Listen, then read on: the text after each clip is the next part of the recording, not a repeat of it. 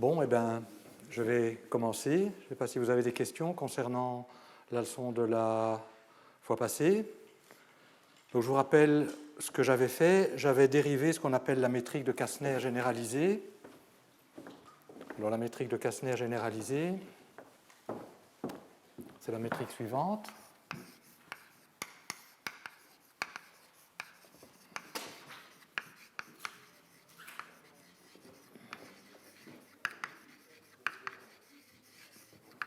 C'est en fait la métrique de Kastner dans laquelle on remplace les constantes d'intégration par des fonctions arbitraires des coordonnées spatiales.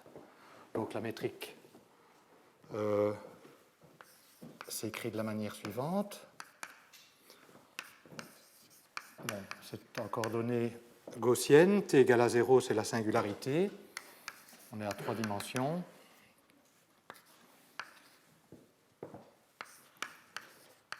Et donc on a un comportement en puissance de T, les exposants étant appelés les exposants de Kastner.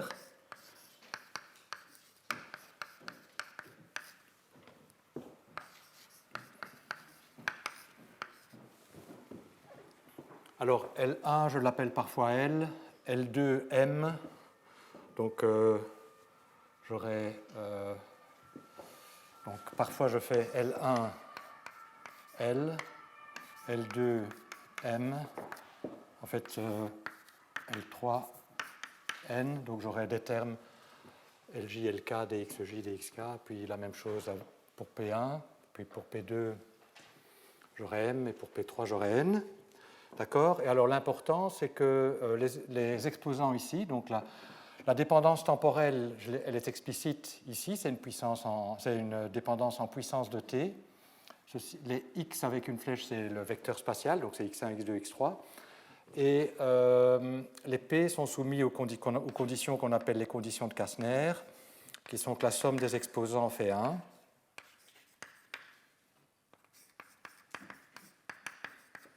Et également la somme de leur carré.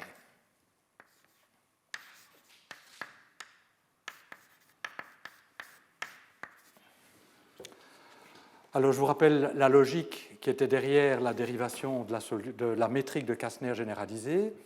Donc, en fait, comme je l'ai rappelé, la métrique de Kastner généralisée s'obtient à partir de la métrique de Kastner. Et la métrique de Kastner, c'est lorsque les PI ne dépendent pas de x, lorsque les LIJ ne dépendent pas de x. Donc, c'est la métrique qui décrit la solution la plus générale ne dépendant que du temps, que d'un paramètre temporel, le t. Et ce qu'on fait, c'est qu'on remplace les constantes d'intégration, P1, P2, P3, et la base, par des fonctions de x. Alors, pourquoi on fait ça? Et donc, en fait, ça, c'est l'idée de Belinsky, Kalatnikov et Lifshitz. Mais l'idée, c'est que lorsqu'on tend vers la singularité, donc la singularité étant t égale à 0, on tend vers la singularité, c'est faire t tendant vers 0. Et pour fixer les idées, j'ai supposé que la singularité était dans le passé, donc on tend vers 0 par valeur supérieure, mais ce que je dis est aussi vrai pour les singularités futures, comme à l'intérieur des trous noirs. Donc l'important, c'est que ces singularités soient de genre espace. Donc l'idée, c'est que quand on prend cette limite, les dérivées dominantes, ce sont les dérivées temporelles. Alors, comme on va voir, on ne peut pas complètement négliger les dérivées spatiales, mais les dérivées spatiales jouent un rôle, disons, moins important. Et donc, si on pouvait complètement les laisser tomber, on verra que ce n'est pas tout à fait le cas, je vais préciser ça, ce que ça veut dire, mais si on pouvait les laisser tomber, les équations d'Einstein se réduisent aux équations d'Einstein où il n'y a pas de dérivée spatiale, c'est-à-dire aux mêmes équations que les équations qu'on obtient pour les modèles complètement homogènes qui ne dépendent que du temps. Et donc, l'idée de BKL, c'est qu'en première approximation, c'est bon, en tout cas, d'essayer de décrire la solution des équations d'Einstein génériques en termes de cette solution de Kastner, mais les constantes d'intégration, donc P1, P2, P3, ça apparaît comme des constantes d'intégration, de même pour les L, on les laisse dépendre de x. Et ce que je vais vérifier aujourd'hui, ce qu'on va analyser aujourd'hui, on verra que c'est plus compliqué qu'on ne pouvait penser. On va voir si cette hypothèse est justifiée, on verra qu'elle ne l'est pas, et on va voir quel est le rôle que jouent les gradients spatiaux, et on va voir qu'on peut le contrôler, qu'on peut décrire et comprendre ce qu'ils font. Et donc, en première approximation, donc pour être précis, ce que je vais faire, c'est, on va voir si ce... Donc en fait la question est simple. J'écris ici une métrique qui est explicitement écrite. La question c'est, est-ce que c'est une solution des équations d'Einstein? Il suffit de calculer, de vérifier, de voir si c'est vrai ou pas. En tout cas, à la limite où t tendant vers 0. Donc est-ce que c'est une solution approchée des équations d'Einstein à la limite où t tend vers 0? Et on verra que ça n'est pas le cas, sauf s'il y a une condition supplémentaire qu'on impose sur les L. Donc de manière générale, on a vu aussi, ça c'était important, que cette solution-ci dépend de combien de fonctions arbitraires de x physiquement distinctes. Une fois qu'on a enlevé aussi l'arbitraire de coordonnées qui est encore présent, on a vu que ça dépendait de 4 fonctions physiquement différentes des coordonnées.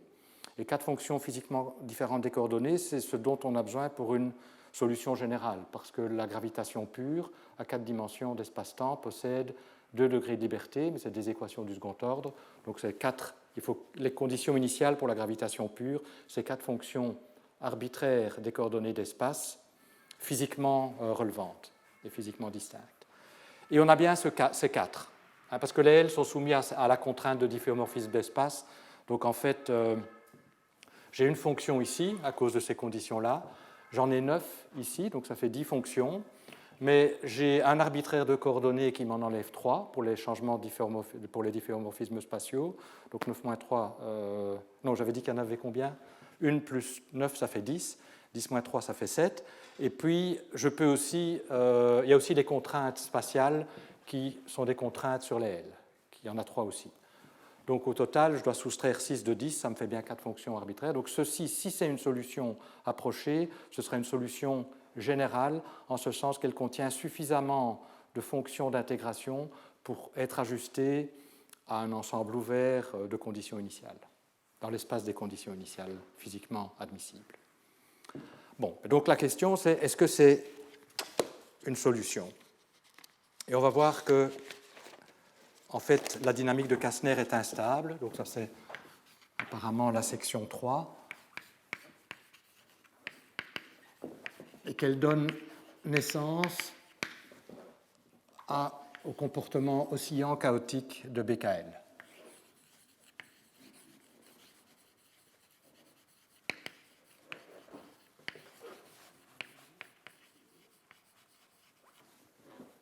Comportement BKL.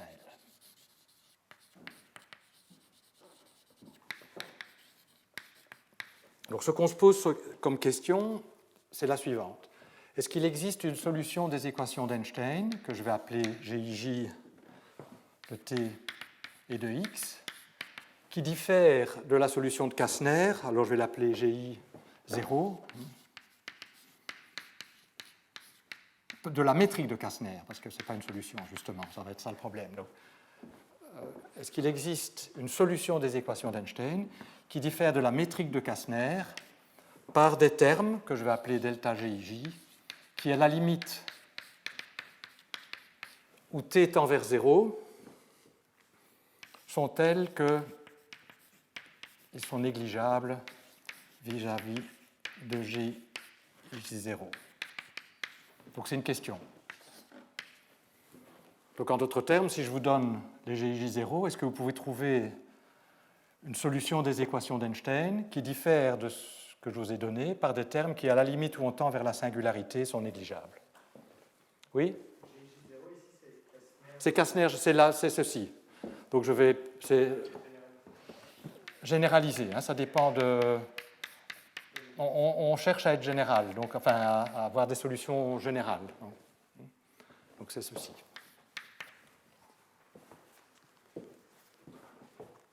Et pour analyser cette question, alors oui, d'abord, il faut être un peu plus précis. Je suis en train de comparer deux tenseurs, donc ce n'est pas composante à composante, hein, parce que je pourrais avoir, par exemple, des composantes nulles ici, des composantes non nulles, mais ça ne veut pas dire que ce n'est pas négligeable. Donc en fait, ce qu'il faut faire, c'est diagonaliser, par exemple, delta GIJ par rapport à ce tenseur-ci, qui est défini positif, donc on peut diagonaliser.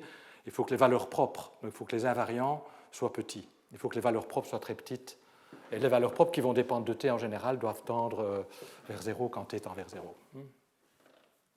Donc c'est ça que ça veut dire, hein, ce n'est pas composante à composante. Hein. Et c'est en valeur absolue aussi que je n'écris pas. Donc il faut que les valeurs propres soient petites en valeur absolue et à la limite où t tend vers 0, tendent vers 0. Alors, pour analyser cette question, on va on va utiliser la théorie des perturbations et voir si c'est justifié dans les équations d'Einstein. Et parmi les équations d'Einstein, on sait qu'il y a les équations de contrainte, qui sont des contraintes sur les conditions initiales, donc ce n'est pas celles-là qui vont nous poser des problèmes, mais il y a surtout les équations dynamiques. Donc on va regarder les équations dynamiques. Je vous rappelle que les équations dynamiques, elles prennent la forme en termes du tenseur kappa que j'ai introduit la semaine passée, mais dont je vais rappeler la définition, la forme suivante. Alors, kappa, c'est EIJ, donc c'est juste la dérivée temporelle de GIJ. Donc G0, hein, je devrais mettre. Enfin, en général, c'est de la métrique GIJ. Donc il y a aussi un développement de perturbation de kappa. Alors, racine de G, c'est le déterminant de la métrique spatiale. Et RIJ, c'est la courbure de la métrique spatiale. Donc, ça ne fait intervenir que des dérivées spatiales. Courbure de la métrique spatiale GIJ. Donc, ici, j'ai une métrique spatiale qui est définie par cela, mais de manière générale, en coordonnées gaussiennes, la métrique d'espace-temps s'écrit moins dt carré plus GIJ dxi dxj. Donc, c'est le GIJ spatial qui définit ces quantités ici. Donc ça, ce sont les équations d'Einstein dynamiques en termes des variables de la métrique et de ses dérivées. Et donc, ce qu'on se pose comme question, on va développer ceci selon cela. Alors, à l'ordre 0, donc ça c'est l'ordre 0, ça c'est l'ordre 1, et puis on fait pareil pour les équations, on développe à l'ordre 0, l'ordre 1, etc. Et on regarde si ça a un sens de faire ce développement.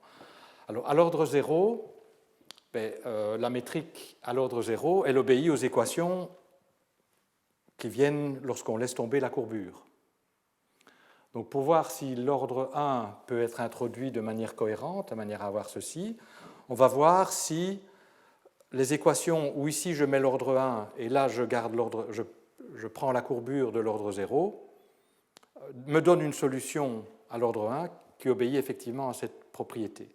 Donc je vais appliquer cette idée. Donc je vais à l'ordre 0, donc ça c'est des équations de Kastner. Hein, donc ceci à l'ordre 0, je mets un 0 au-dessus,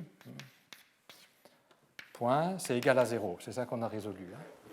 Donc quand on fait le développement, je vais avoir ici le premier ordre, donc que je vais noter delta racine de g kappa ij point.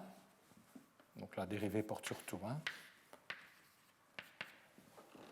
Est-ce que, donc je dois résoudre ça, moins 2, et je dois prendre ceci à l'ordre 0. Hein, c'est la théorie des perturbations classiques. Donc ça, c'est ce qui vient après. Puis on peut continuer le développement. Donc les termes doivent être de plus en plus petits, mais on va voir que si déjà à l'ordre 1, on a un problème, on a un problème. Donc on va essayer de voir si ces équations me donnent une solution delta GIJ qui effectivement obéit à cette condition. Et on va voir que ce n'est pas le cas en général. Hein, donc je devance le raisonnement. Alors, ceci, c'est une équation qui me donne la dérivée temporelle de la perturbation en fonction d'une source qui est calculée à l'aide de la métrique non perturbée, développement de perturbation habituel. Alors, on doit évaluer ceci et puis il faut intégrer par rapport au temps. Alors, heureusement, c'est quelque chose qu'on peut faire et qu'on peut faire parce que la métrique, appelons la métrique de Kastner généralisée, la métrique non perturbée, a une dépendance temporelle en puissance. Donc, quand on va calculer, donc on sait d'ailleurs racine de g, c'est t.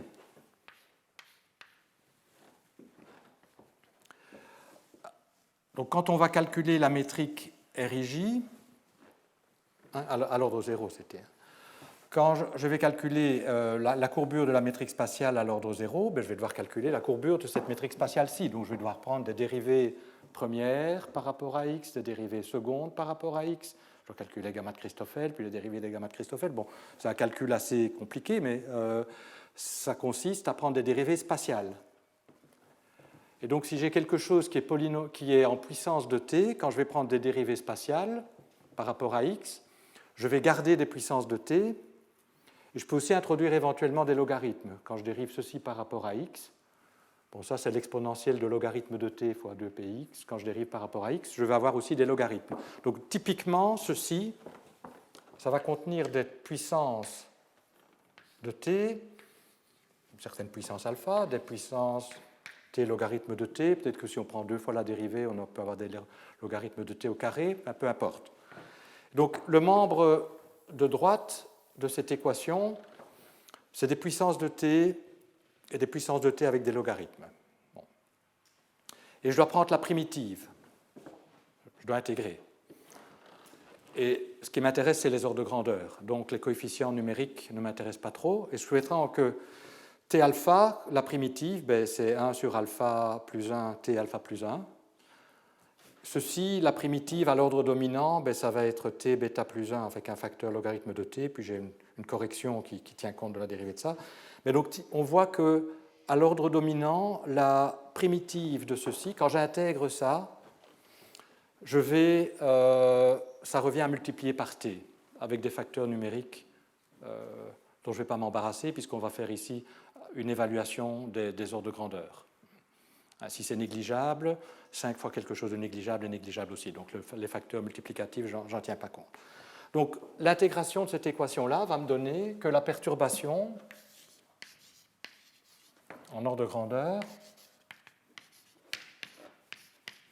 c'est de l'ordre de t fois racine de g RIJ. D'accord ?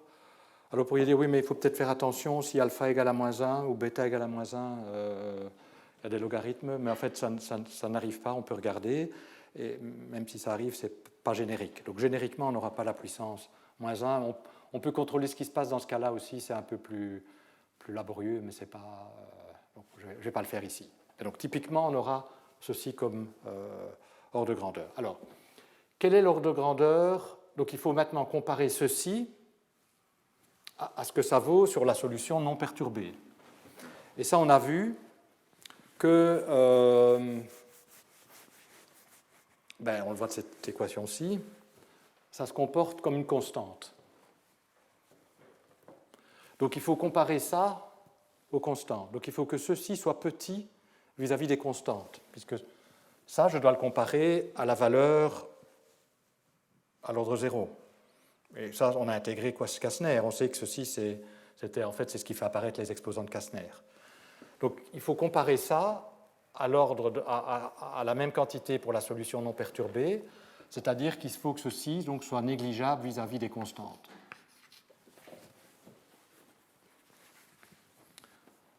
Alors, racine de g, ça se comporte en t. Donc, en fait, ce que j'ai comme condition, c'est que t carré RIJ doit être négligeable vis-à-vis de 1. Et donc c'est en valeur absolue, hein, je n'écris pas, mais donc c'est moins 3 millions, c'est pas bon. Hein. Donc je prends en valeur absolue. Bien, et donc là, et ça c'est une question à laquelle on peut répondre. RIJ, ça se calcule, c'est le RIJ de la métrique non perturbée. Hein, donc peut-être je devrais écrire systématiquement un 0. Ça, c'est le RIJ de la métrique de Kastner généralisée. Donc, je peux calculer le RIJ de la métrique de Kastner généralisée. Je vais avoir une certaine expression et je peux voir si c'est vrai ou si ce n'est pas vrai. Si c'est vrai, la métrique de Kastner généralisée est une solution approchée des équations d'Einstein. Si ce n'est pas vrai, il faut faire quelque chose. Alors, un calcul un peu pénible, puisqu'il faut faire le calcul de RIJ, mais direct. C'est-à-dire il suffit de faire tourner la machine, calcule les Christoffel, les Ricci, montre en fait que dans RIJ, il y a des termes dangereux, c'est-à-dire des termes qui n'obéissent pas à cette condition. Donc si on fait ce calcul, donc je ne vais pas faire le calcul. Ah oui, j'avais dit que j'aurais peut-être des notes, je ne pense pas que j'aurai des notes, mais comme je suis de très près le livre que j'ai écrit avec Belinsky sur le sujet, qui lui-même repose sur des articles de revue de Belinsky, Lifshitz et Kalatnikov, et d'autres articles de revue. Je ne vais pas avoir de notes écrites, je vous réfère à ça si vous avez vraiment envie de voir les calculs. Mais donc, le calcul de la courbure spatiale associée à cette métrique-là, qui est lourd, mais pas conceptuellement compliqué, montre que dans cette expression-ci, il y a des termes que je vais appeler des termes dangereux, c'est-à-dire des termes qui violent cette condition. Et quelle est leur structure? Eh bien, il y a d'abord les termes. Je vais écrire la structure des termes dangereux. Alors, il faut que je précise ce que c'est. Alors, quelle notation j'ai utilisée? Je vais préciser la notation. Donc, il y a des termes qui obéissent à cette condition-là, je ne les écris pas. Et puis, il y a des termes qui potentiellement n'obéissent pas à cette condition-là. En fait, il y en a toujours un qui n'y obéit pas, et que j'écris. Donc, ceci, ce n'est pas tous les termes dans la courbure, c'est uniquement les termes que j'appelle dangereux. Et comment j'appelle le dernier? Zeta carré. Où on a la chose suivante. Oméga, c'est la dérivée extérieure de L. Donc, c'est LI moins LJI projeté sur MI NJ. Puis, on a la même chose pour psi. Donc, c'est MIJ moins MJI, NILJ, etc. Delta égale à MIJ moins NJI, LIMJ. Donc c'est des fonctions qui ne dépendent que des L. Rappelez-vous, les L, on les appelle parfois LMN. Donc ça, ce sont des termes qui apparaissent dans cette expression-là. Alors, vous vous souvenez que les conditions de Kastner impliquent qu'il y a toujours au moins un exposant négatif. Ce qui veut dire, et on va supposer que c'est P1, que le plus petit c'est P1, on a choisi la base de manière à ce que le plus petit soit P1. Oui, ça me permet aussi de rappeler une formule que j'ai donnée la semaine passée, il y a 15 jours, qui va être utile, qui est une paramétrisation des exposants de Kastner en termes d'un paramètre U. Je crois que j'ai donné cette paramétrisation.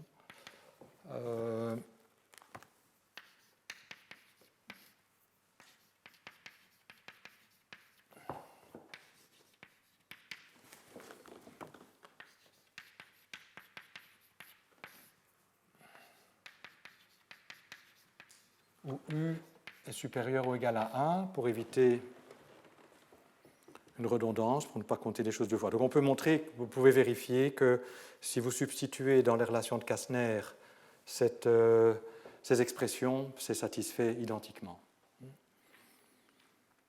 Et la condition ici, on l'impose parce qu'en fait, on peut montrer que P1, et comme j'aurai besoin de ça aussi, je vais l'écrire, P1 de 1 sur U, c'est P2 de U, si j'ai bonne mémoire. Il suffit de le vérifier, hein, mais...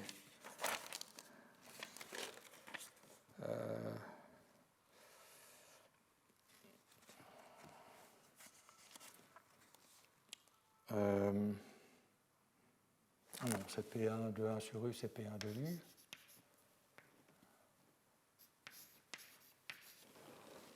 Et P2 de 1 sur U, c'est P3 de U. Il y a un échange là. P3 de 1 sur U,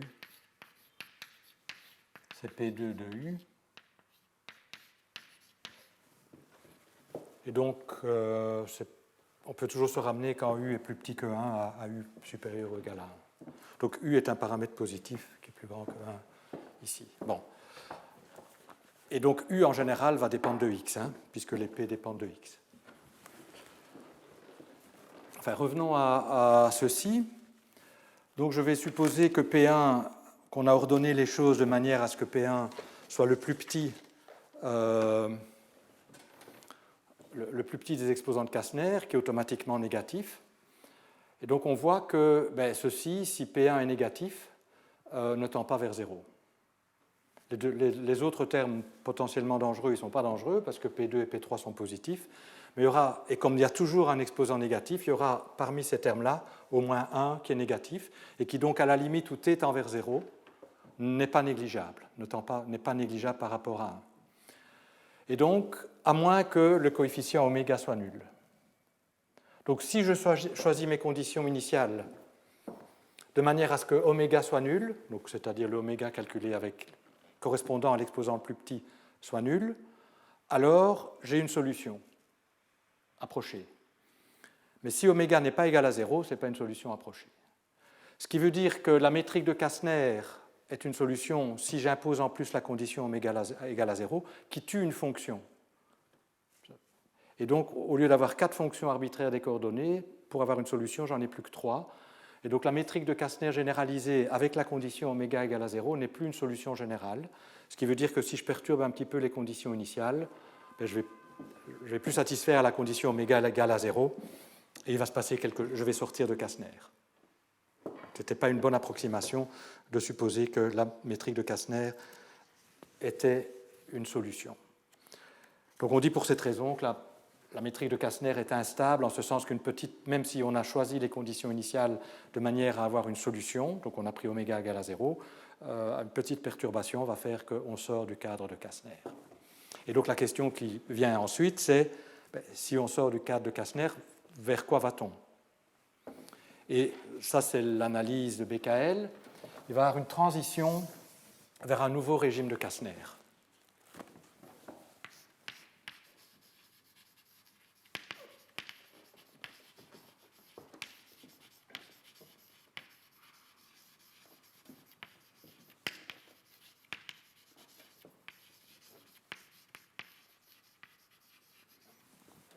Donc, on se dit la chose suivante. Donnons-nous une métrique de Kastner généralisée en t égale à t0, à un instant que j'appelle l'instant initial.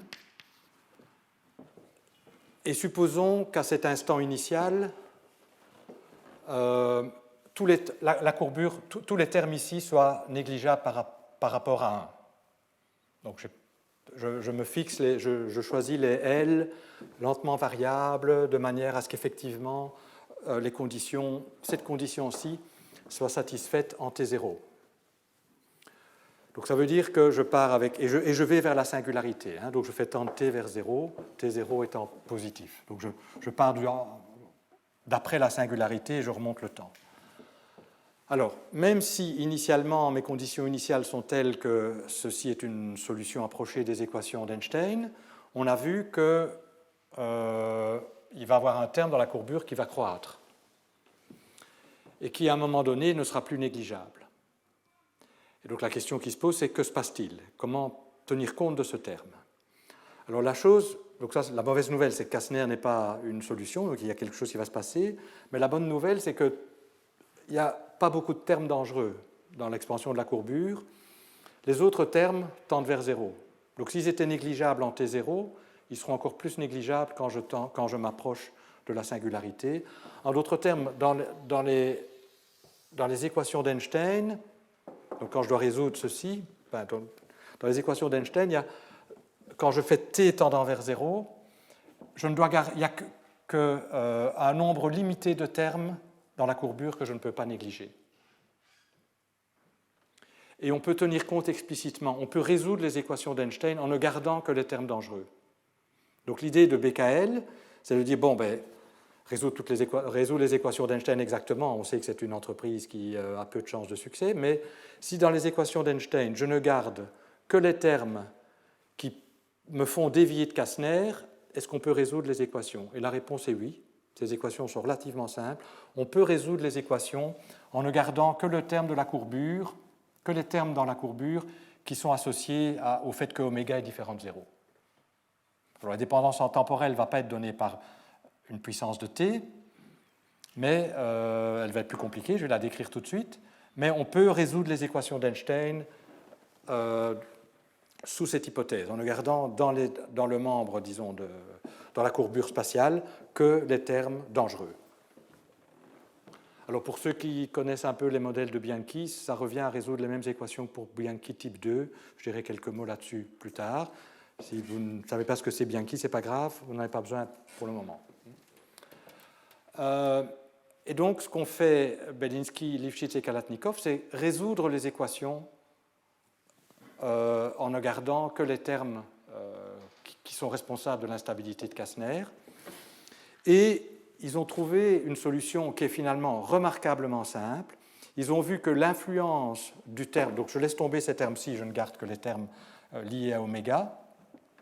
L'effet de ce terme-là dans la courbure, c'était de faire passer d'une solution de Kastner à une autre solution de Kastner, caractérisée par de nouveaux exposants. Et de telle sorte que l'exposant, la direction 1 qui portait un exposant négatif, va porter un exposant positif. Et donc que les termes multipliant oméga carré vont pouvoir être négligés.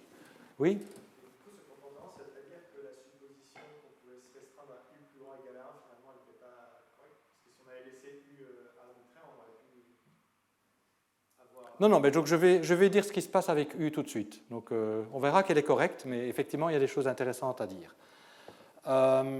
Donc, ce qu'ils ont montré, c'est que ce qui va se passer, c'est que donc on part, disons, en t égale à t0 avec un comportement en t 2p1, t2p2, t2p3. Alors, c'est valable pendant un certain temps lorsque je remonte le temps, et puis Kastner n'est plus une bonne approximation, il se passe des choses, et après que ces choses se soient passées, on aboutit à un nouveau Kastner avec de nouveaux exposants.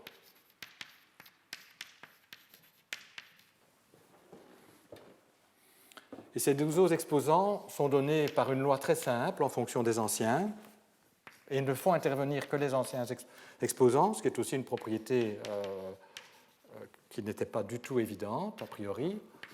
Et donc voici la loi.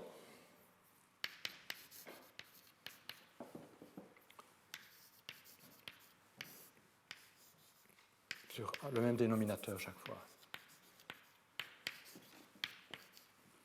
Donc l'influence du terme déstabilisateur, c'est de faire passer d'un régime de Kastner à un nouveau régime de Kastner,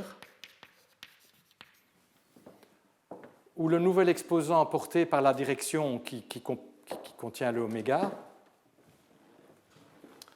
a changé de signe, est positif. Et donc, si je regarde dans la courbure, je vais avoir un 4tp1' oméga carré. Ce terme-là, maintenant, va devenir, lorsque t tend vers 0, il devient de plus en plus petit. Vous pouvez vérifier que ces nouveaux exposants de Kastner obéissent bien aux conditions de Kastner. Et en fait, la façon la plus facile de vérifier que ça obéit aux conditions de Kastner, c'est qu'en fait, ça revient à changer U en U-1. Tant que U est supérieur ou égal à 2, et c'est U va en 1 sur U-1 si U est inférieur à 2. Bon, il y a le cas de U égale 1 qui est problématique, mais c'est un ensemble de mesures nulles et ça correspond à la solution de Milne dont je vous ai parlé il y a 15 jours. On va supposer que, bon, c'est un ensemble de mesures nulles, on va supposer que U n'est pas entier.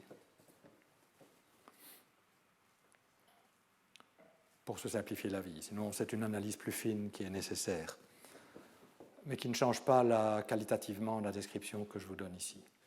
Donc, voilà. Donc, voici la réponse. Est, si on tient compte du terme déstabilisateur, on passe à un nouveau régime de Kastner, caractérisé par de nouveaux exposants. Mais parmi ces nouveaux exposants, bon, peut-être que P'1 ne sera plus négatif, mais parmi ceux-ci, il y en a un des deux qui est négatif puisque les conditions de Kastner sont satisfaites. Ce qui veut dire que le terme correspondant qui pouvait être négligé précédemment, donc soit en psi, soit en zeta, supposons que ce soit P'2 qui est négatif. Si P'2 est négatif, ça veut dire que ce terme-ci maintenant ne sera plus négligeable. Et donc ce terme-ci va croître, bon, les autres décroissent, mais donc ce terme-ci va à nouveau déstabiliser le nouveau Kastner. Donc on avait un Kastner initial, puis on a un premier Kastner avec des P'1, P'2, P'3. mais à nouveau, la courbure, si on a pris une métrique de Kastner généralisée tout à fait quelconque, ni oméga, ni psi, ni zeta ne sont nuls. Et donc, il y aura c'est d'autres termes dans la courbure qui vont prendre le relais et être dangereux, puisqu'il y a toujours un exposant négatif, quoi qu'on fasse. Et donc, ces termes-là, ils vont induire de nouveau une collision vers un nouveau régime de Kastner, par la même loi, mais simplement P' seconde 1 va être donné par cette loi-ci, mais avec P' à la place de P. P'2 pareil, P seconde 3 pareil. Et donc, on va avoir un troisième régime de Kastner qui va s'installer. Mais ce troisième régime de Kastner va avoir à nouveau un exposant négatif. Peut-être ce sera de nouveau cette direction-ci, peut-être ce sera cette direction-ci. Et le terme correspondant dans la courbure va devenir le terme qui prend le relais et qui déstabilise à nouveau ce nouveau Kastner. Et donc la description qu'on a, c'est une description en termes de régime de Kastner, et on prend t tendant vers 0, et t, le temps propre, est un très mauvais temps pour décrire ce phénomène, parce que quand t tend vers 0, il y a toujours un régime de Kastner qui en suit un autre. Donc il y a en fait une infinité de régimes de Kastner. Un temps qui est mieux, au lieu du temps t, c'est le temps, en fait on verra pourquoi plus tard, c'est le logarithme du temps propre. C'est même mieux de mettre un signe moins, comme ça tend vers le futur. Bon, on a l'habitude à regarder plutôt les limites comme ça plutôt que des limites vers le bas. Bon, enfin, ça peu importe. Si vous prenez le temps logarithmique, c'est beaucoup mieux pour décrire le phénomène, parce que ce temps est étiré, et on a une infinité d'oscillations des exposants de Kastner. Alors, on parle d'oscillation pourquoi? Donc, rappelez-vous, donc le phénomène est le suivant. Donc, on a en fait, quand on part avec des conditions de Kastner générales, donc sans aucune contrainte sur oméga, psi ou zeta, ce qui se passe est qu'on va avoir une infinité de régimes de Kastner quand on tend vers la singularité. Et ce régime de succession d'une infinité de solutions de Kastner est appelé régime oscillant pour la raison suivante. Quand un exposant est négatif, t exposant P1, pour t tendant vers 0, croît. Donc il y a une direction, celle qui porte l'exposant négatif, qui est étirée, puis les deux autres sont comprimés. Mais il y a un échange entre compressions, puisqu'il y a un échange des exposants de Kastner entre directions.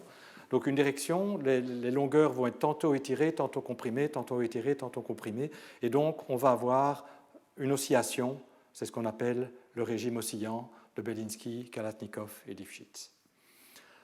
Alors ce régime oscillant a des propriétés chaotiques assez fortes. Je vais dire quelques mots maintenant et puis on comprendra pourquoi plus tard.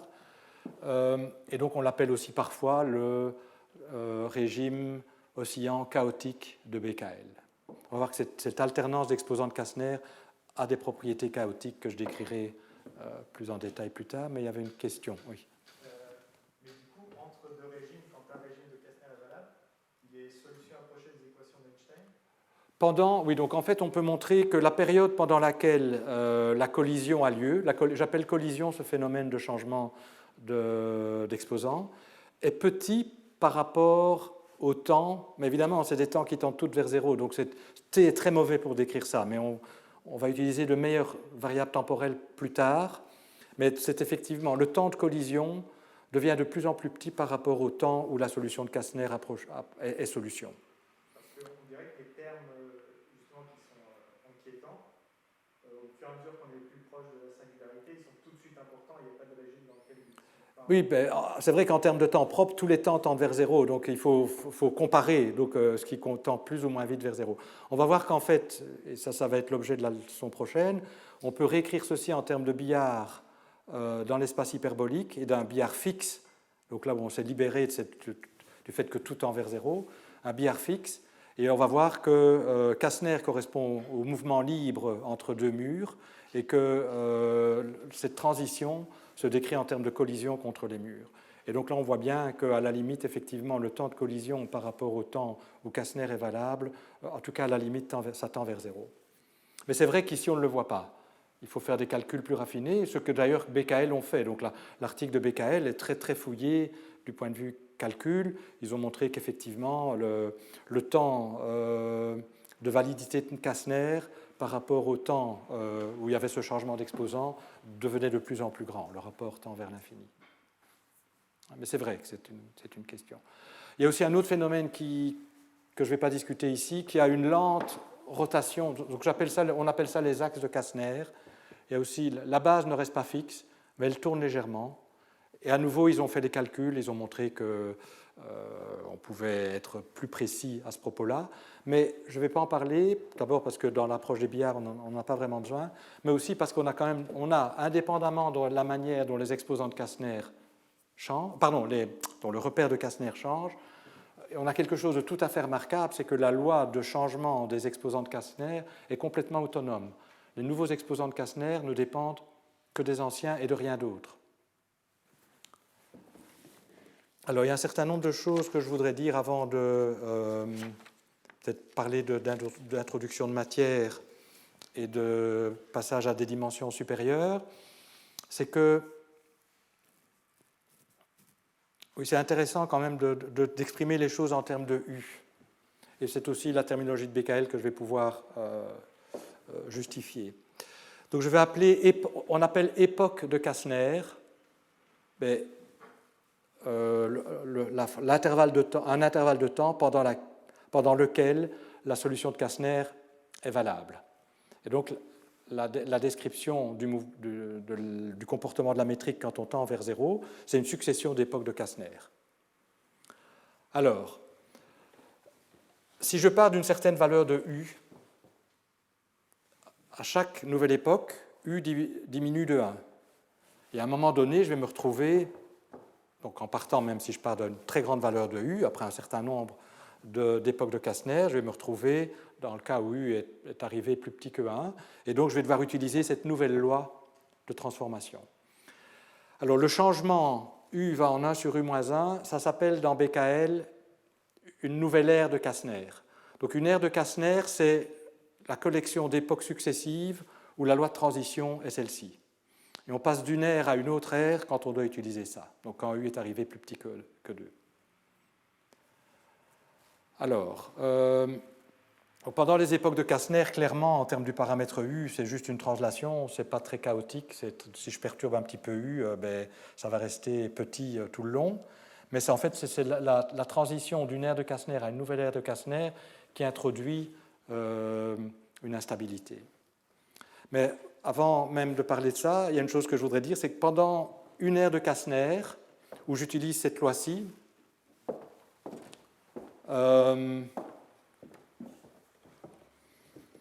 vous voyez que,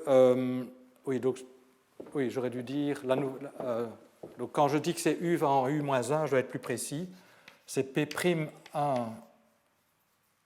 est égal en fait à P2 de U-1, P'2 est égal à P1 de U-1, il y a un échange des exposants positifs et négatifs, P3 par contre, P'3 c'est P3 de U-1. Et donc, pendant une ère de Kastner, l'échange des exposants positifs et négatifs se fait juste entre deux directions. L'autre reste toujours positive. P3, le plus grand exposant, reste le plus grand exposant. Mais à un moment donné où je passe d'une ère à une autre ère, où je fais ceci, vous avez vu que les rôles de 3 et 2 sont interchangés. Et donc la direction 3, disons, qui décroissait de manière monotone, quand je prends t tendant vers 0, au moment où je passe à une nouvelle ère de Kastner, et donc pendant ce temps-là, les deux autres oscillaient, va devenir une des directions oscillantes, et c'est une autre qui va être décroissante, et l'oscillation va impliquer 3. Et donc, c'est intéressant d'introduire le concept d'aire de Kastner parce que ça fait changer effectivement, il y a un changement des directions qui oscillent. Bon. Alors, encore une chose que je voudrais dire, c'est que ceci est en fait une transformation intéressante qui a été examinée par Gauss, en fait, il y a très longtemps. Donc, U, je peux l'écrire comme partie entière de U, que je vais noter comme ça, plus partie fractionnaire de U, qui est compris entre 0 et 1. Et donc vous voyez que le passage d'une aire à la suivante, eh bien, la suivante va être déterminée par 1 sur x. Et donc 1 sur x va avoir une certaine partie entière plus y. Donc vous voyez, c'est intéressant d'examiner la transformation qui envoie x sur y par cette relation-ci, puisque ça, c'est chaque fois la longueur de l'aire de Kastner suivante, bon, de l'aire de Kastner, c'est en fait déterminé par la partie entière de 1 sur x, mais il va rester quelque chose qui va déterminer la longueur de l'aire de Kastner d'après. Et donc cette application qui envoie un nombre compris entre 0 et 1 sur la partie fractionnaire de 1 sur ce nombre, c'est une application que Gauss avait déjà étudiée. Et c'est une application qui clairement est telle que il y a une instabilité des conditions initiales, parce qu'en fait, quand on passe de x à 1 sur x, on étire les choses. Et en fait, cette application a des propriétés chaotiques intéressantes qui ont été analysées en détail. Déjà, Gauss avait déterminé la distribution stationnaire, puis ça a été analysé plus en détail par l'école russe, par Kalatnikov, Lifshitz. Et il y a 2 Lifshitz, en fait. Lifshitz avait un frère mathématicien qui a contribué à étudier de manière plus précise cette transition d'air en air, calculer toute une série de valeurs moyennes, la valeur moyenne de la longueur d'une aire, etc., dans la distribution stationnaire. Donc il y a des tas de propriétés chaotiques intéressantes que je ne vais pas développer ici parce qu'on va retrouver le chaos dans l'approche billard hyperbolique, où je pourrais dire très peu, mais je dirais quand même un petit peu plus. Et donc voici donc l'image qui se dégage de cette analyse de BKL, et je dirais que c'est quand même, en tout cas, un résultat que moi je considère comme extrêmement important. Quand on se rappelle que les équations d'Einstein sont extrêmement complexes, c'est extrêmement difficile d'obtenir une solution exacte. Et ici, ils ont été capables de décrire un comportement qui est générique, en ce sens qu'il fait intervenir un nombre de fonctions d'espace arbitraire égal au nombre de fonctions dont on a besoin pour s'ajuster à n'importe quelle condition initiale. Alors évidemment, il y a des problèmes. Donc ils ont ce qu'on appelle une solution générale qui est stable par perturbation. Donc, il y a peut-être d'autres comportements généraux qui existent. Ça, bien entendu, c'est une analyse plus compliquée qu'ils n'ont pas faite. Mais ils ont en tout cas la description d'un comportement générique du champ de gravitation au voisinage d'une singularité cosmologique, donc, qui finalement apporte certaines simplifications, qui dépend, comme j'ai dit, du nombre de fonctions de l'espace nécessaire pour avoir une solution générale. Et finalement, ce comportement est relativement simple, parce que même si on ne peut pas négliger les dérivées spatiales, on peut néanmoins se ramener en chaque point à un système d'équations qui ne font intervenir que les valeurs des P en ce point. Et donc on a une sorte de on a une description effective où les différents points sont découplés. Donc c'est pas, à strictement parler, ça n'est pas juste de dire qu'on peut négliger les gradients. Ils sont très importants, c'est eux qui sont responsables de ces changements des exposants de Kastner, mais néanmoins on peut en tenir compte d'une manière effective où les différents points sont découplés, puisqu'on ne fait apparaître ici que les P au même point. Et donc on a une description finalement compliquée parce que c'est chaotique, mais qui ne fait intervenir qu'un nombre fini de degrés de liberté en chaque point. Et donc c'est quand même, pour moi, c'est un résultat remarquable sur la nature des équations d'Einstein. Et donc cette intuition que les dérivées spatiales pouvaient être négligées n'est pas correcte, mais conduit à une description quand même où on peut dire des choses. Je vais donc voilà, donc ça c'est BKL. On va revenir à BKL plus tard en termes de billard. On va voir que ceci a une description plus simple et peut-être plus intuitive en termes de billard plus tard, mais je voulais quand même vous donner l'approche historique parce que je pense qu'elle est importante, qu'elle est remarquable aussi parce que elle est assez ardue et lourde, mais bon, voilà, on arrive à une description finalement relativement simple.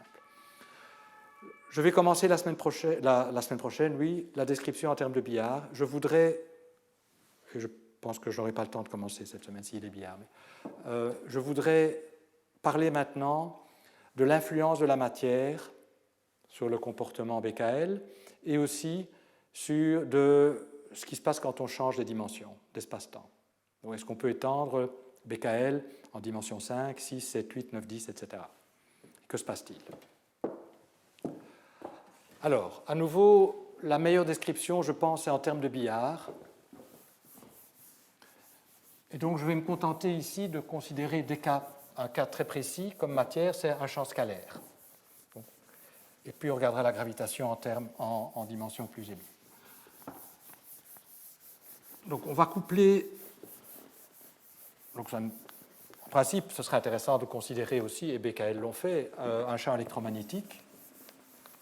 Mais je vais regarder explicitement ici que champ scalaire. Je vous dirai peut-être quelques mots sur le champ électromagnétique. Alors, on peut voir que, suivant le type de matière qu'on couple, et aussi si on change les dimensions, l'analyse de BKL en termes de solution de Kastner s'applique toujours, mais les conclusions que Kastner est stable ou instable, Kastner généralisé est stable ou instable, vont dépendre du type de matière qu'on met et vont dépendre aussi de la dimension. Donc, ça, c'est la conclusion. Donc le comportement oscillant va parfois disparaître pour faire place à un comportement de Kastner monotone jusqu'à la singularité, sans changement des exposants de Kastner. Mais donc, l'approche de BKL est toujours valable, mais la conclusion qu'on a un comportement oscillant de BKL peut dépendre de la matière et de la dimension. Donc, je dis ça parce que parfois dans la littérature, on dit que BKL n'est pas correct en présence d'un champ scalaire. BKL est correct, mais on va voir que l'effet du champ scalaire, justement, c'est de rendre Kastner généralisé stable. Donc, mais on peut toujours raisonner en termes de Kastner généralisé, qui est, à mon avis, un des grands apports de BKL.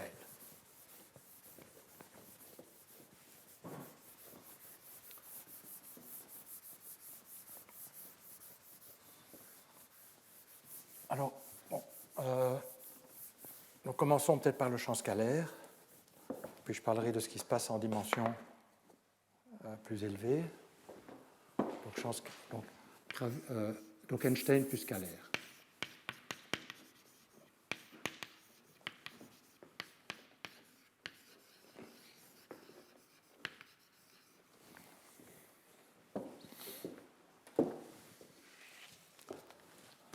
Donc brièvement, les équations d'Einstein avec champ scalaire, ça se dérive de l'action où je couple un champ scalaire à... Donc j'obtiens l'action de Einstein-Hilbert comme à la leçon passée, bien sûr. Donc là, c'est la courbure d'espace-temps. C'est le déterminant de la métrique d'espace-temps. Et puis j'ai le champ scalaire.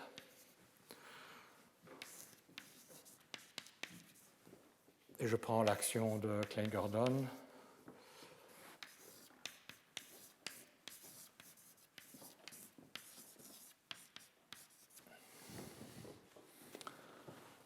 Alors, on va à nouveau se placer dans un système de coordonnées de Gauss en mettant la singularité à t égale à 0. Donc on suppose qu'il y a une singularité de genre espace, on la met en t égale à 0, et on construit son système de coordonnées de Gauss à partir de la singularité.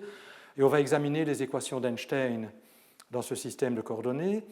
Alors vous vous rappelez les équations d'Einstein, il y a des équations de contrainte, il y a des équations dynamiques, et je vous avais dit, on a cette séparation en équation de contrainte et en équation dynamique parce que l'action est invariante par difféomorphisme. On avait vu qu'il y avait des identités de Bianchi qui découlaient de la variance par difféomorphisme et que ces identités impliquaient nécessairement que parmi les équations, il y en avait qui n'allaient pas contenir toutes les des dérivées temporelles secondes. Pour que les identités puissent être satisfaites, ce sont les équations de contrainte qui ne contiennent que les dérivées premières par rapport au temps des champs. Et puis il y a les équations dynamiques qui vont contenir les dérivées secondes de la métrique spatiale, puisque je suis placé dans le système de coordonnées de Gauss, par rapport au temps. La variance par difféomorphisme, elle subsiste quand je couple un champ scalaire, donc je vais de nouveau avoir des équations de contrainte et des équations dynamiques. Alors les équations de contrainte, ce sont les équations comme précédemment, G00 égale à 0 Et G0i, bon, je ne sais plus, j'avais mis au-dessus ou en dessous, peu importe. En coordonnées de Gauss, c'est facile. Et puis les équations dynamiques, c'est des équations purement spatiales. Ce n'est pas d'ailleurs zéro, puisque j'ai un tenseur d'énergie-impulsion. On va peut-être mettre ça comme ça. Donc ça va être les équations de contrainte. Et puis j'ai J.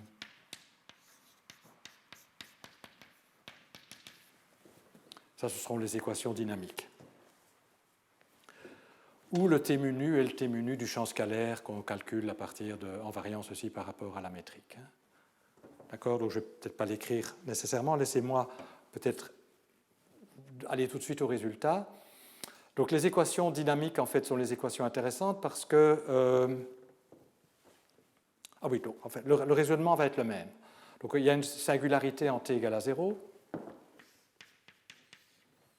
Et on va donc d'abord construire la solution des équations d'Einstein-Klein-Gordon où les champs ne dépendent que du temps. L'idée étant que, à nouveau, en premier rapport, on suppose, et puis on verra si c'est vrai, que les gradients spatiaux sont négligeables vis-à-vis des dérivées temporelles. Si c'est vrai, on peut laisser tomber les dérivées temporelles et on se ramène donc aux mêmes équations que celles qu'on obtient en supposant que les champs ne dépendent que du temps, parce que dans ce cas-là, leurs gradients sont strictement zéro. Et donc on va résoudre d'abord les équations Einstein scalaires en supposant que la métrique et le champ scalaire ne dépendent que du temps. Donc on va obtenir l'analogue de Kastner, mais Kastner avec champ scalaire. Alors Kastner avec champ scalaire, c'est étonnamment proche de Kastner, parce que, en fait, les équations dynamiques, on peut montrer que le TIJ, lorsque le champ scalaire ne dépend que du temps, est nul, et donc on obtient les mêmes équations dynamiques pour la métrique qu'en présence que sans champ scalaire. Et donc on va obtenir à nouveau une métrique qui dépend en puissance de t, t exposant 2p1, t exposant 2p2, t exposant 2p3, où la somme des p fait 1 parce qu'il faut que racine de g se comporte comme t. Ça vient des équations. Donc, en fait, on aura exactement la même expression pour la métrique, mais où ceci ne dépend pas de x, si je suppose que ça ne dépend que de t.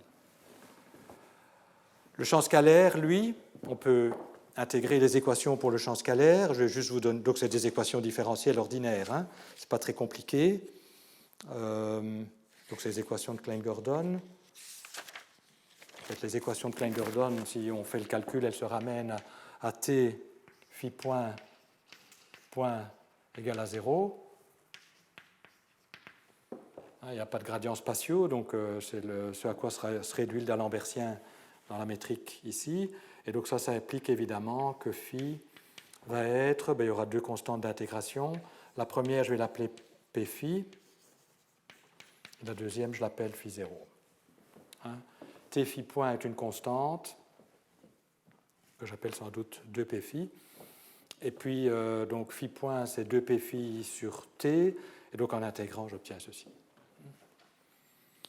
Et puis on peut insérer ça dans les équations de contrainte, puisqu'il faut encore. Bon, celle-ci, elle est identiquement satisfaite quand les choses ne dépendent que du temps. Et donc si on insère ça dans l'équation de contrainte là, on obtient. Bon, ça, on l'obtient, ça vient des équations dynamiques, mais ceci, ça venait de la contrainte G00 égale à 0. On va obtenir une contribution de P phi, qui est en fait P phi carré. Donc on voit que la deuxième condition de Kastner qui provient de l'équation de contrainte G00, qui était égale à 0 sans champ scalaire, mais qui est plus égale à 0 avec champ scalaire, mais l'apport de ce terme-ci, c'est juste de donner P phi carré. Donc, on obtient une métrique de Kastner, mais avec des conditions de Kastner légèrement différentes, enfin modifiées, on verra que c'est important. Et voici l'expression pour le champ scalaire. Donc ça, c'est la solution de Kastner quand les choses ne dépendent pas de x. Et puis on va faire la même chose, on va se dire, regardons la métrique de Kastner généralisée avec champ scalaire, où je fais dépendre les constantes d'intégration de x. Donc voilà, je fais dépendre ça de x. P phi va dépendre de x. Phi 0 va dépendre de x. Et donc ceci me donne, oui d'ailleurs, ce qui veut d'ailleurs, c'est assez instructif de l'écrire comme ça. Donc et l'exponentielle de phi, ça va donc être t exposant 2p phi fois une certaine constante, qui est e exposant phi 0 qui est positive. Donc on va peut-être écrire comme phi 0 un autre carré. En d'autres termes, on voit que l'exponentielle de phi, ça ressemble très fort à un des termes ici. Ça se comporte de la même manière. Donc c'est comme si on avait une dimension supplémentaire. Donc on fait dépendre ça de x, et on obtient ainsi ce qu'on appelle la métrique de Kastner généralisée avec champ scalaire. Et puis, pour suivre le raisonnement de Becquerel, on se pose la question, est-ce que cette métrique généralisée avec champ scalaire, oui, d'abord, est-ce que c'est une solution générale? Est-ce qu'elle contient le nombre de fonctions arbitraires de x qui permettrait de la qualifier de générale, c'est-à-dire qui permet... Bon, le nombre de degrés de liberté a changé, on a les degrés de liberté du champ scalaire, donc il faut voir si on a toujours le bon nombre de fonctions.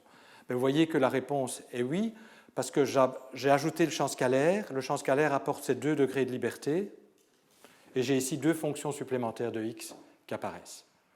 Donc s'il n'y a aucune autre contrainte sur les p, les lij, p phi et phi 0, j'ai le nombre de fonctions qu'il faut pour avoir une solution générale, si c'est une solution.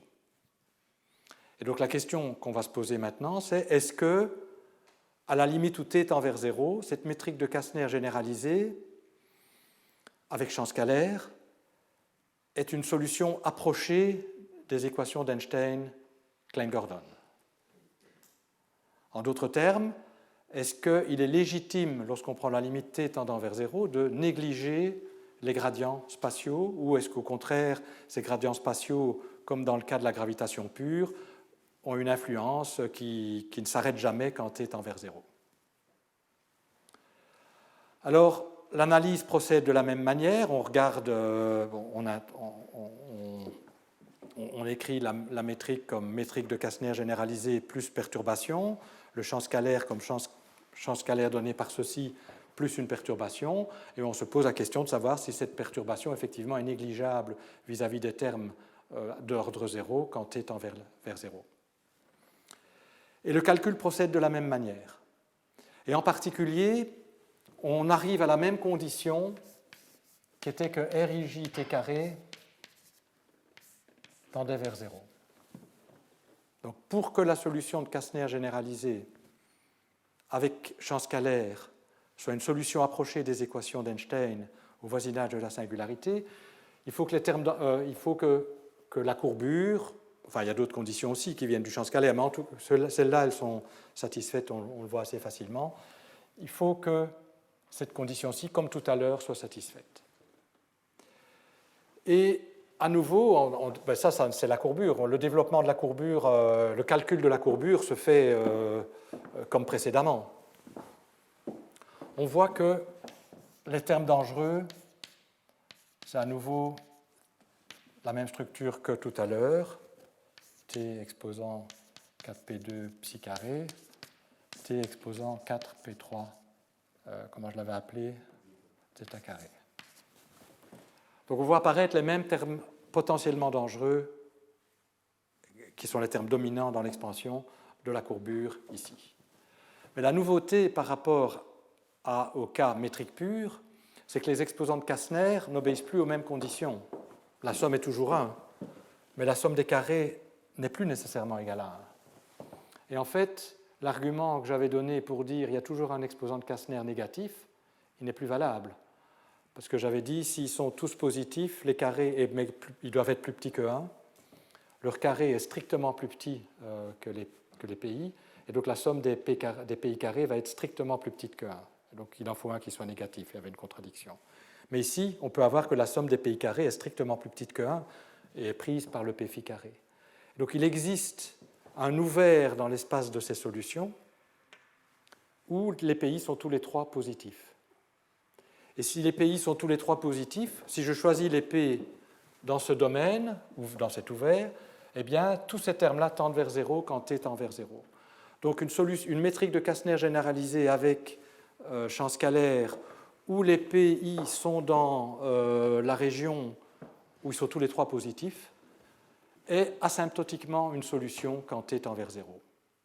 C'est une bonne approximation. On peut négliger les dérivées spatiales. Et le régime oscillant disparaît. Maintenant, on peut se poser la question, supposons que je prenne des conditions initiales où les PI ne sont pas tous positifs, où il y a un P1 qui est négatif et puis les deux autres sont positifs. Alors, on peut montrer que ce qui va se passer, à nouveau l'analyse en termes de billard est assez évidente. Donc ici, je vais simplement vous donner le résultat, mais qui a été examiné par Belinsky et Kalatnikov. Ce qui va se passer, c'est que si les P ne sont pas dans la zone, disons, de stabilité de Kastner, donc où les trois P, P1, P2, P3 seraient positifs, il va y avoir une transition vers un nouveau régime de Kastner, parce que là, ce terme-ci, si P1 est négatif, va être non négligeable, va induire la même transition que précédemment, et ainsi de suite. Bon, alors la loi de collision va être légèrement différente, parce qu'il y a le champ scalaire qui se met dans la danse, et on peut montrer qu'après un nombre fini de collisions, ou de changement des exposants de Kastner, on va aboutir à une région où tous les P sont positifs. Et donc, asymptotiquement, on va tendre vers une solution de Kastner. La métrique de Kastner généralisée va être solution lorsque les... Enfin, on va tomber sur une métrique de Kastner généralisée où les P sont positifs, et donc qui est une solution lorsque t tend vers 0, asymptotiquement. Et qui est évidemment non chaotique, puisqu'elle est monotone à puissance de t sans changement des exposants. Et donc le champ scalaire tout seul modifie la nature de la singularité, en ce sens que pour la gravitation pure, on a un comportement chaotique oscillant. Pour la gravitation avec champ scalaire, le comportement oscillant disparaît, on a un Kastner monotone. En chaque point, hein, donc à nouveau, c'est ça qui est remarquable, c'est que on a vraiment des fonctions arbitraires qui permettent d'ajuster les conditions initiales. Alors maintenant, donc ça c'est juste un champ scalaire. Si vous mettez un champ électromagnétique, les choses deviennent un peu plus compliquées. Et donc ça m'amène d'ailleurs à discuter la gravitation en dimension supérieure. Donc si on ajoute un champ électromagnétique, donc j'ajoute l'action de Maxwell, mais puisque j'ai un champ scalaire, je peux coupler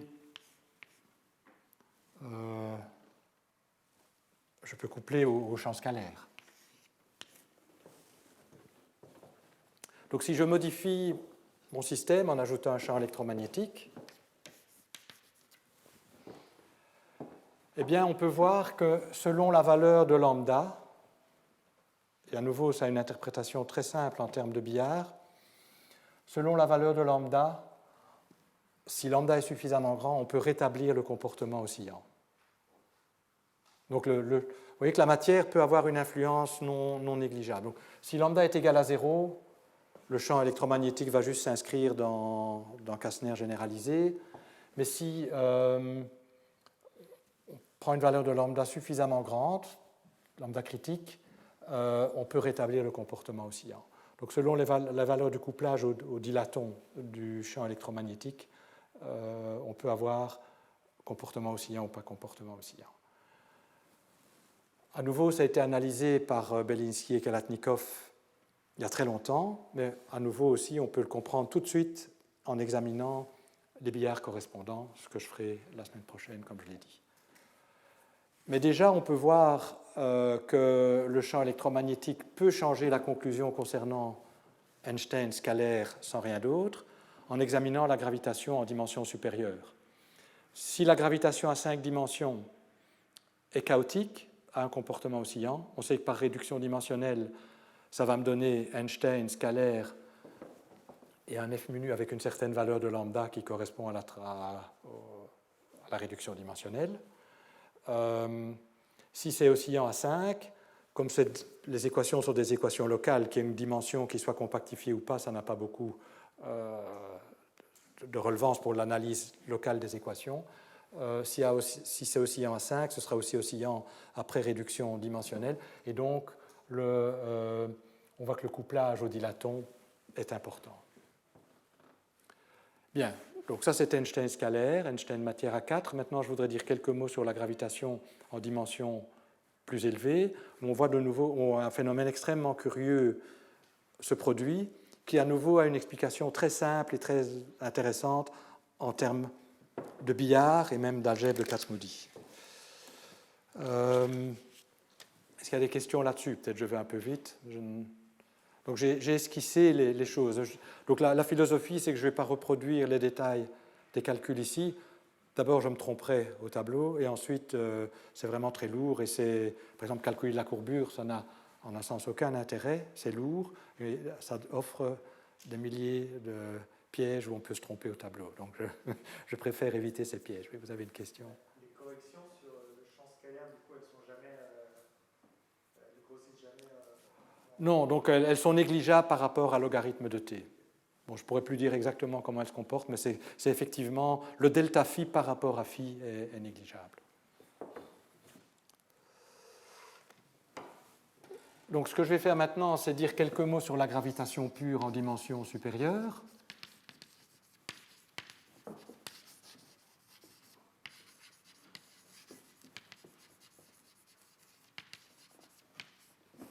Supérieur ou égal à 4. 4, on l'a déjà fait. Hein. Donc, c'est dimension d'espace-temps supérieure ou égale à 4.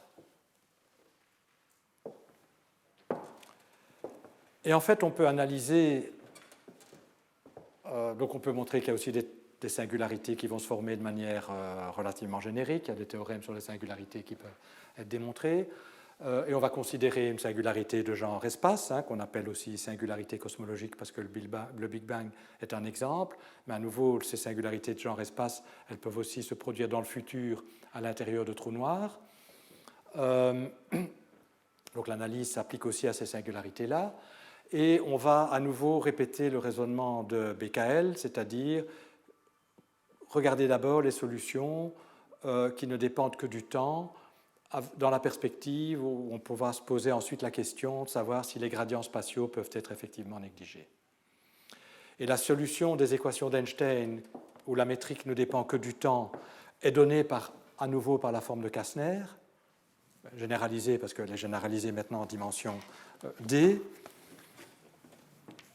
Et donc, elle est donnée par moins dt carré. En fait, c'est la même expression, mais la somme, au lieu d'aller jusqu'à 3,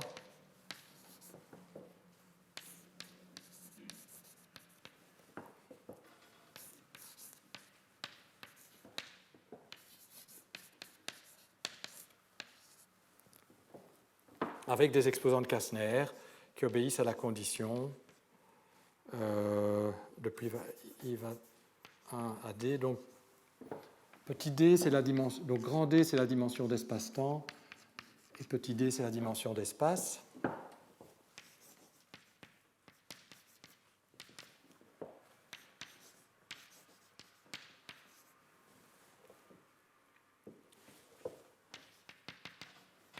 Donc c'est facile de vérifier que la solution générale des équations d'Einstein pour une métrique qui dépend que du temps est donnée par cette expression. Avec les mêmes conditions de Kastner. Donc celle-ci, ça vient des équations dynamiques et du choix de t comme temps propre. Et ça vient de la contrainte, parce qu'à nouveau, les équations se divisent en équations de contrainte, équations dynamiques. Et les équations de contrainte forcent la somme des pi carrés à être égale à 1.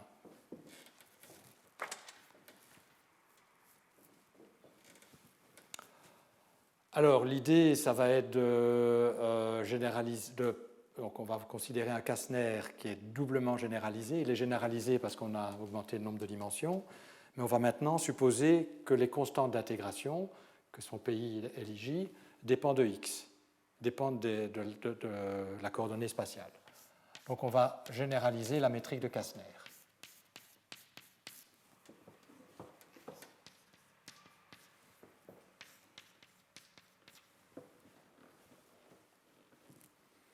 Et on va se poser la question, est-ce que ceci est une solution approchée des équations d'Einstein quand t tend vers 0. Pour que ce soit une solution approchée des équations d'Einstein, on va répéter le même raisonnement. Il faut vérifier que les termes qu'on a négligés étaient bien négligeables. En d'autres termes, qu'il existe une métrique solution exacte des équations d'Einstein qui est métrique de Kastner généralisée plus une perturbation, et que cette perturbation est bien une perturbation, c'est-à-dire négligeable quand t tend vers 0. Donc on va obtenir des conditions.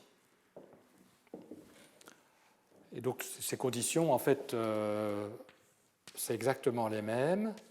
Il faut que t carré, courbure spatiale de la métrique qui sert de point de départ, c'est-à-dire de Kastner généralisé ici, soit négligeable. Je vais écrire ça comme ça.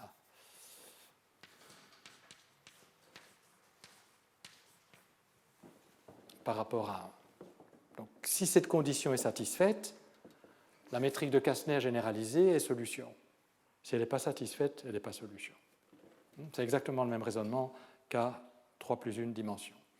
Alors, je voudrais peut-être, avant de faire ça, compter, parce que ça vaut le coup de faire ceci, que si la métrique contient un nombre suffisant de fonctions.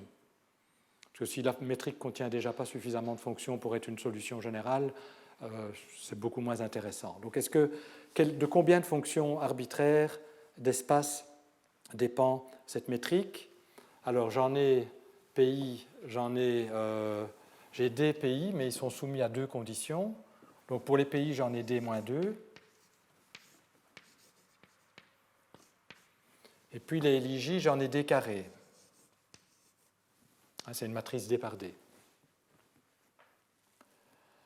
Mais, bon, je ne l'ai pas écrit, comme à 3 plus 1 dimension, j'ai les équations de contrainte spatiales qui sont des équations qui limitent les gradients, enfin qui sont des contraintes sur les gradients de LIJ et de PI, et j'en ai d. Donc je dois soustraire les contraintes.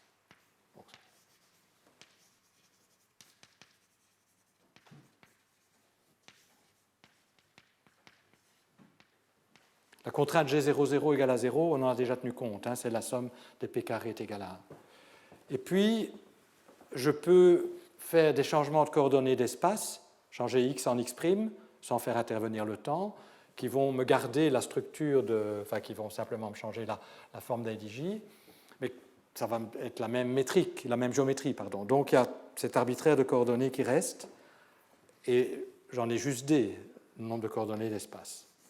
Donc au total,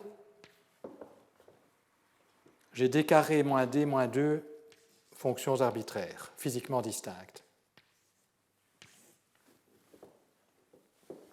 Combien de degrés de liberté la gravitation pure à d dimensions possède-t-elle? Une manière de se rappeler ça, c'est que le graviton est transverse, particule de masse nulle, donc on regarde le petit groupe. Le petit groupe, c'est SO grand D moins 2, donc petit d moins 1. Et donc c'est un tenseur symétrique à d moins 1 dimension, mais il faudra enlever la trace. Donc un tenseur symétrique à d moins 1 dimension, c'est d moins 1 d, donc à d moins 1 dimension, c'est d moins 1 d sur 2 moins 1. Donc c'est d carré, donc c'est 1 demi, d carré, moins 2, moins d, moins 2. Mais les équations pour d'Einstein sont du second ordre, donc les conditions initiales, il faut se donner les Q et les Q points. Donc le nombre de conditions initiales qu'il faut se donner, c'est d carré moins d moins 2, qui est exactement ça. Donc si la métrique de Kastner généralisée est solution, en tout cas à la limite t égale à 0 des équations d'Einstein, ce sera une solution générale qui contient suffisamment de fonctions arbitraires de x pour ajuster disons, des conditions initiales et des perturbations de ces conditions initiales. Donc ce sera dans un ouvert de solution. Donc ce sera ce qu'on appellera une solution générale. Mais la question est de savoir si cette condition est satisfaite.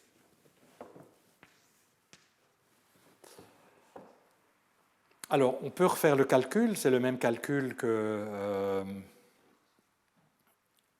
essentiellement le même calcul qu'en dimension 3 plus 1, donc en dimension 3, puisqu'ici on a des dimensions d'espace. Et si on fait le calcul de ceci, et qu'on regarde juste les termes dangereux, les termes qui potentiellement peuvent ne pas être négligeables à la limite où t tend vers 0, on voit qu'à nouveau, ça va être une somme de termes. Alors en fait, ce que j'avais appelé oméga, psi et zeta, c'était essentiellement le carré des coefficients de spin dans la base non-holonome des L. Donc on va voir apparaître la même chose ici.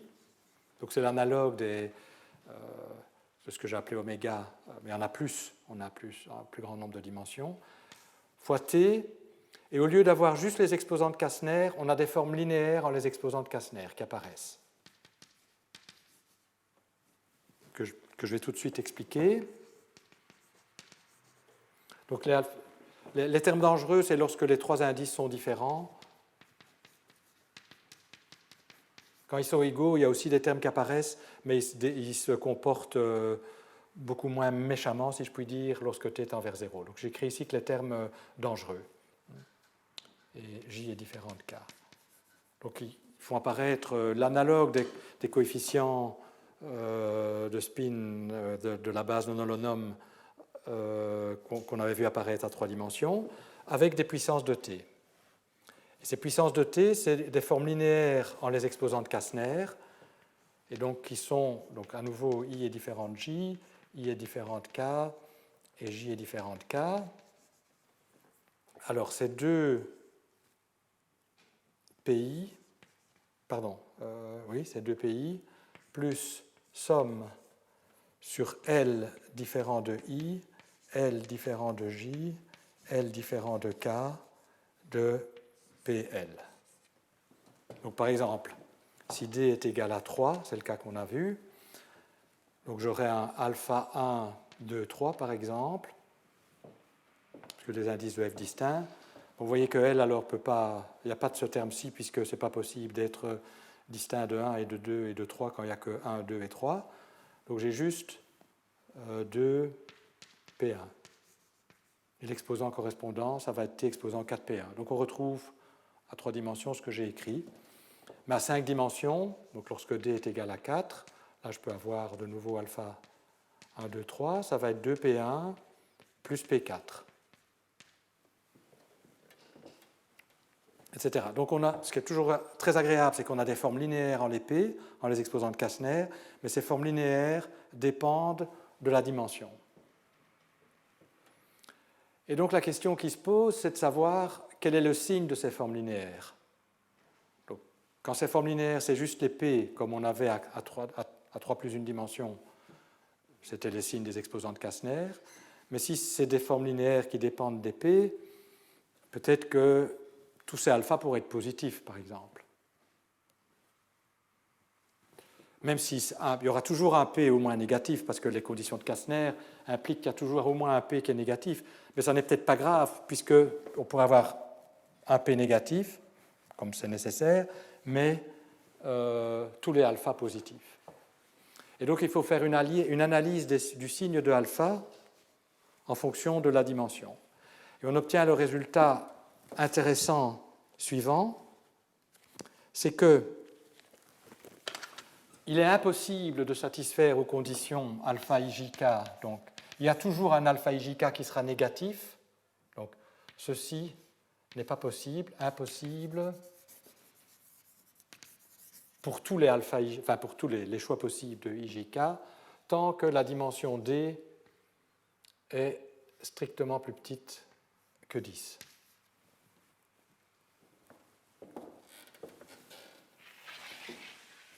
Il faut pas. Mais à partir de d supérieur ou égal à 10, c'est-à-dire d supérieur ou égal à 11, il existe une région. Donc, ceci, ça s'appelle la sphère de Kästner. C'est une sphère. Hein.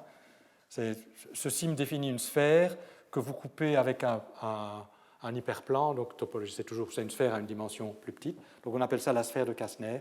Il existe un ouvert sur la sphère de Kastner où tous les alpha IJK sont positifs. Alors ça, c'est un résultat qui a été obtenu il y a très longtemps, et c'est un résultat qui a une expression... Alors c'est un peu mystérieux. D'abord, ce n'est pas une dimension tout à fait innocente.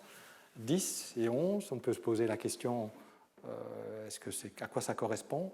Et en fait, il se fait qu'en termes d'algèbre de Kac-Moody et de propriété d'algèbre de Kac-Moody, ceci est absolument limpide à comprendre. Donc, mais comme je veux laisser un peu le suspense, je ne vais pas vous dire comment ça. Mais donc, quand le résultat a été obtenu, c'est un résultat qui a apparu absolument mystérieux, correct, on peut le vérifier, mais mystérieux. Pourquoi 10? Pourquoi d'abord ça devait changer de signe? Enfin, pourquoi ça devait être possible à partir d'une certaine dimension? Pourquoi c'est justement à 10?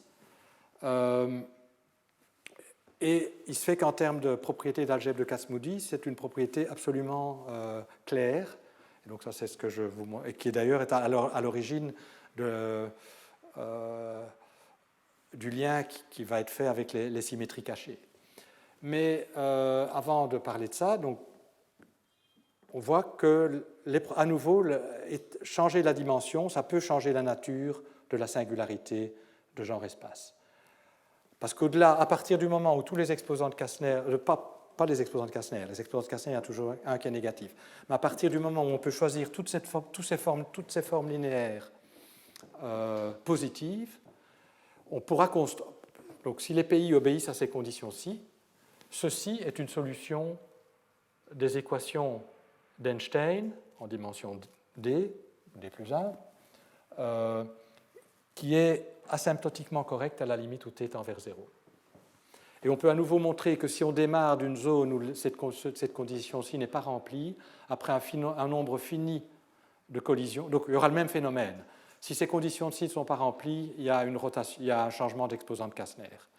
Donc, l'exposant le plus où on transfère. Donc l'idée, c'est qu'on essaye toujours de se débarrasser de la direction qui porte le alpha IJK négatif, essaye de s'en débarrasser. Donc il y a une collision qui se passe.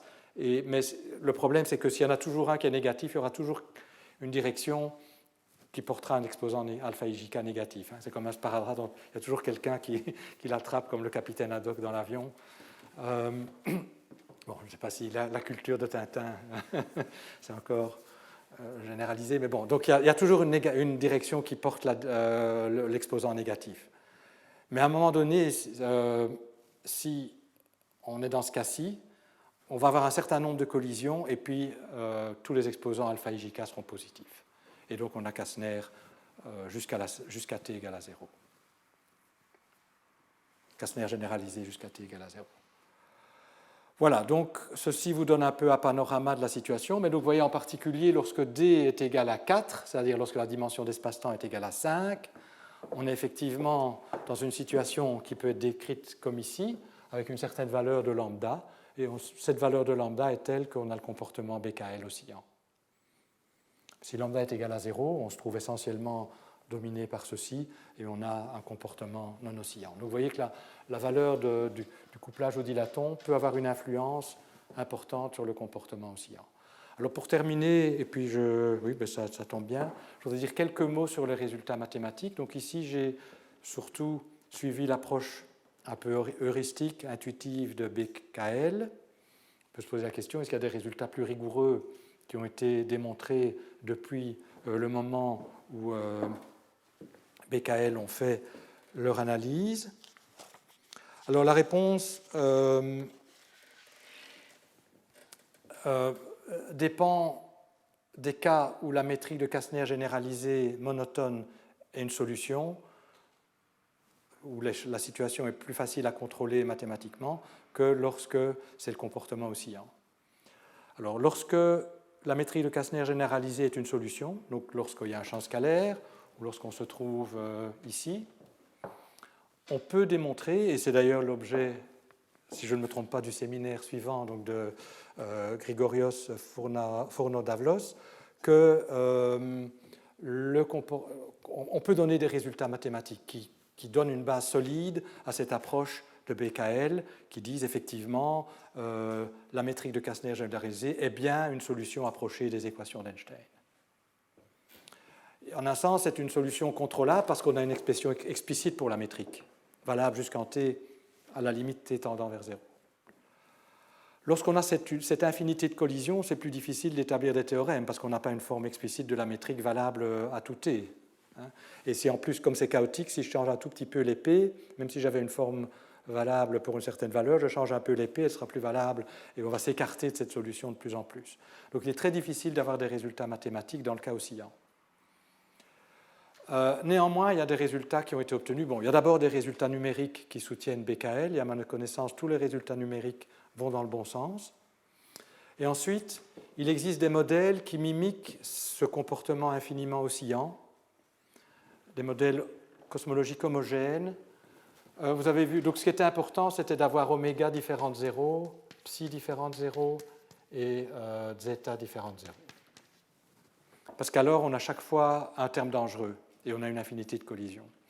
Il se fait qu'on peut construire des modèles homogènes, spatialement homogènes, mais où le groupe d'homogénéité n'est pas abélien, et donc il va avoir une courbure, qui sont telles que ces trois coefficients sont non nuls, et donc ils vont imiter le comportement BKL général en chaque point. Ces modèles cosmologiques alors, portent la manière dont on classe les modèles cosmologiques homogènes, c'est par le groupe d'homogénéité. Donc, si le groupe est abélien, c'est le groupe à trois dimensions le plus simple, c'est bianchien, c'est le cas Kastner. Si le groupe n'est pas abélien, il va y avoir de la courbure qui est associée. Et en fait, on peut montrer que ce qu'on appelle le type 2, qui est le premier cas non abélien, disons après le type 1, donc on met juste une constante de structure non nulle compatible avec les identités de Bianchi, est précisément le même cas que celui qui permet de décrire une collision, une seule collision de Kastner. Donc il y a un terme non nul, oméga, mais les autres sont nuls. Et il existe un modèle homogène où les trois sont non nuls, qui correspond au groupe, oui, il porte le nom de Bianchi parce que c'est Bianchi qui a classé les groupes à trois dimensions. Les groupes de Lie à trois dimensions, il en a fait la classification complète. Ça revient à résoudre l'identité de Jacobi à trois dimensions, à un isomorphisme près. Et à 9 cas, Bianchi 1, Bianchi 2, Bianchi 1. Les plus compliqués, c'est 8 et 9. Et le 9, enfin, et le 8 aussi, ont ces trois coefficients non nuls. Et là, on a un système d'équations dérivées partielles à résoudre. Et il y a des analyses qui ont été faites sur les propriétés de ces équations et des solutions de ces équations qui confirment l'analyse BKL et cette infinité d'oscillations chaotiques lorsque t tend vers 0. Et donc il y a un support mathématique qui était presque inexistant tout au début, et donc les travaux de BKL ont été très critiqués lorsqu'ils les ont formulés, mais le soutien mathématique n'a fait que croître et va toujours dans le bon sens. Et donc je pense qu'il y a un consensus maintenant que l'analyse BKL, en tout cas elle est valable dans le cas où Kastner généralisé est solution, donc elle est valable ici aussi, donc, mais lorsque le comportement est oscillant, il y a aussi consensus pour considérer que les arguments heuristiques que je vous ai donnés, qui ne sont pas complets d'un point de vue mathématique, sont corrects et que mais démontrer complètement, rigoureusement que c'est correct, ça n'a pas encore été fait. Je vais les illustrer d'une autre manière, qui a aussi sa base mathématique, mais bon, on va faire aussi certaines limites qui ne sont pas complètement justifiées, même si elles sont absolument intuitives et qu'on peut les motiver très fortement, qui est l'approche des billards, et qui va absolument recouper les résultats que je vous ai donnés ici. Mais l'approche des billards, ce sera à partir de la semaine prochaine. Donc je vais arrêter maintenant. On a une pause d'une demi-heure, et si vous avez des questions... c'est toujours un bon moment pour poser des questions, mais c'est encore un meilleur moment maintenant. Donc n'hésitez pas. Ça peut être la fois prochaine aussi. Enfin, quand vous avez des questions, n'hésitez pas à les poser.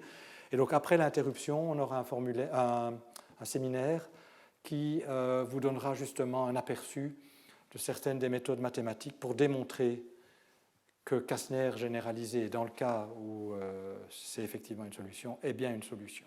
Donc c'est des problèmes d'analyse assez compliqués, mais sur lesquels les mathématiciens ont fait d'énormes progrès et c'est extrêmement utile. Et c'est important de savoir que ça existe. Voilà.